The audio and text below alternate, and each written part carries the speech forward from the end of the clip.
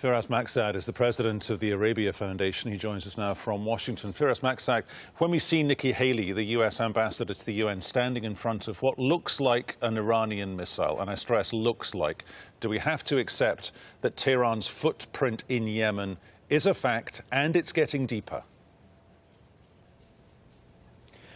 Listen, I think that the writing is on the wall. Everybody knows that Yemen has been using the Houthis, Iran has been using the Houthis in Yemen to gain a leverage, to gain a pressure card on Saudi Arabia. Yemen being, on Saudi Arabia's southern doorstep, and therefore that important to Saudi national security.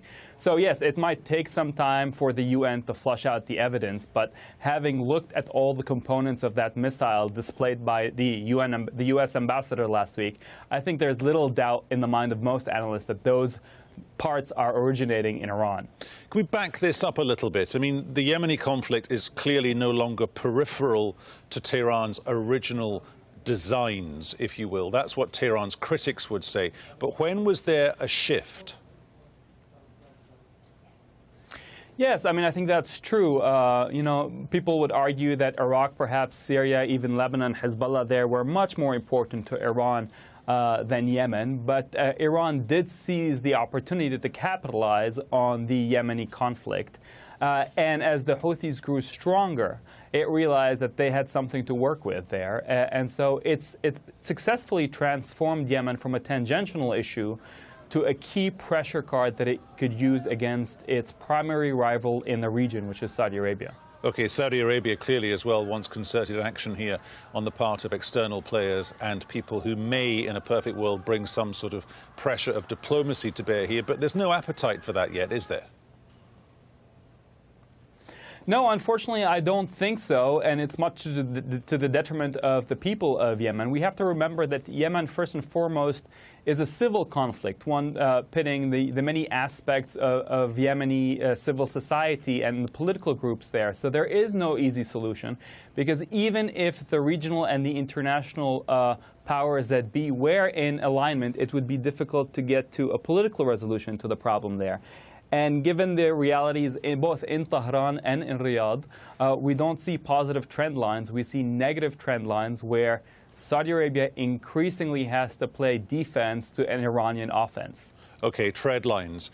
How do people like Nikki Haley, how do people like the Russians untangle this incredibly complex picture and get beyond where they are at the moment, which seems to be apportioning blame on the one hand, whilst on the other hand, certainly for the United States, saying, look, there are other big issues to do here with Iran. The nuclear deal, Iran's regional ambitions, Iran's military ambitions in the region.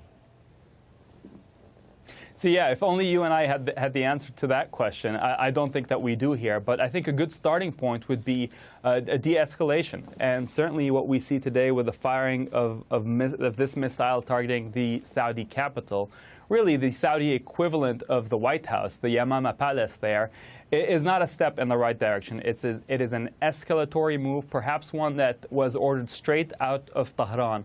So this is, again, not something that will help to resolving the situation. And I think ultimately it would have to start with the regional powers, but we also have to be realistic that conflict containment rather than conflict resolution is what we could ultimately hope for, at least in the short term. Nobody could ever answer my next question, but please give it your best shot. If you were inside the head of MBS, as he's known in the States, I mean, he is pretty much accepted as driving the Saudi part of this. When they're finding the remnants of those Qaim-1 missiles, the long-range Iranian missiles, allegedly, what's the feeling inside the royal palace in Riyadh? Is it consternation? Is it anger? Perhaps even frustration? Because they must feel that they can go so far, but they can't go any further.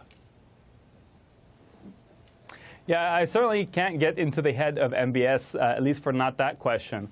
But I do think that it would be realistic to expect that there's a great deal of frustration. Yemen is a place that has been the graveyard of invading armies, just as Afghanistan has been for many centuries. There's an understanding that you can't really win in Yemen. But there's also an understanding that for Saudi Arabia, at least, this is a war of necessity. Having Iran come to dominate in Iraq, in Syria, in Lebanon, The Saudi Arabia simply cannot allow for its own national security to let Iran come to be a power on its southern doorstep. And so really, I think MBS would understand that this is a war that he must fight. Firas Maksad there in Washington. Great to talk to you. Thank you so much.